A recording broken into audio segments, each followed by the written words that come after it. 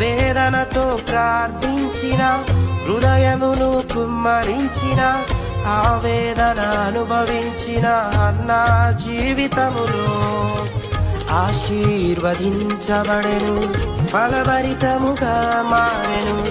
ఆవేదనలన్నీ అదృశ్యమాయెను. ఆశీర్వదించబడెను, ఫలభరితముగా మారెను. ఆవేదనలన్నీ అదృశ్యమాయెను. యేసయ్య సన్నిధిలో నీవు మోకరిల్లగా, యేసయ్య సన్నిధిలో కన్నీరు విడువగా, యేసయ్య సన్నిధిలో నీవు మోకరిల్లగా,